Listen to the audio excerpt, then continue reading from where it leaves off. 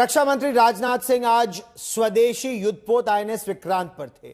Operation सिंदूर में INS Vikrant ने पाकिस्तानी नौसेना को अरब सागर में निकलने ही नहीं दिया। नौसेना का जो बेड़ा था, जंगी बेड़ा था, वो नॉर्थ अरेबियन सी के कई इलाकों में था और प्रधानमंत्री के साथ साथ रक्षा मंत्री ने भी नौसेना के उस पराक्रम का जिक्र किया। नौसेना के जाबाजों को शाबाशी देने पहुंचे रक्षा मंत्री राजनाथ सिंह ने विक्रांत पर स्पष्ट संदेश दिया। ऑपरेशन सिंदूर पाकिस्तान और आतंकवाद के खिलाफ भारत का यह सीधा हमला है। उन्होंने कहा कि अगर पाकिस्तान ने कोई नापाक हरकत की तो उसे भारतीय नौसेना की कड़ी ताकत का सामना करना पड़ेगा। यही नहीं, इस बार उसके 2 नहीं 4 टुकड़े होंगे। उन्होंने नौसेना की मौन तैनाती को सराहा, जिसके डर से पाकिस्तानी नौसेना भारत का रुख करने से घबराती रही। राजनाथ सिंह ने कहा कि इस बार नौसेना सिर्फ वार्म अप कर रही थी।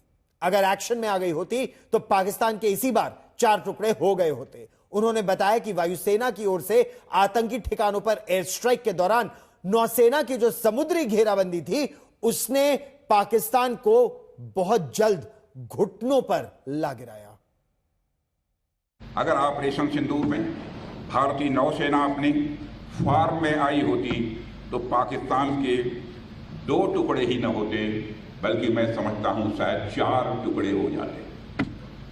मैं आप सभी से कहना चाहता हूं कि आप अपनी तैयारियों में कोई कमी न रखें। अब तक जो हुआ वह तो वार्म अप था। अब तक जो हुआ वह तो वार्म अप था। अगर पाकिस्तान से फिर यदि कोई जरूरत की तो इस बार नेवी भी हरकत में आएगी और फिर भगवान ही जानता है कि पाकिस्तान का क्या होगा। पाकिस्तान के हक में यही बात होगी कि वह अपनी जमीन पर चल रही आतंकवाद की नर्सरी को अपने हाथों से उखाड़ देंगे। इसकी शुरुआत उसे हाफिज सईद और मसूद अजहर जैसे आतंकवादियों को भारत के हाथों में सौंपने से करनी चाहिए। यह दोनों न केवल भारत में मोस्ट वांटेड टेररिस्ट की सूची में हैं, बल्कि ये यूनाइटेड नेशंस की डेजिग्नेटेड टेररिस्ट की लिस्ट में भी शामिल हैं। हाफिज सईद मुंबई हमलों का गुनाहगार है। कौन नहीं सच्चाई को जानता है। समुंदर के रास्ते मुंबई में मौत बरसाने का जो गुनाह उसके संगठन ने किया है, बहन भाइयों, उसको आज भी हम भूले नहीं हैं। मेरे देश के बहादुर जवानों, उसका इंसाफ होना चाहिए।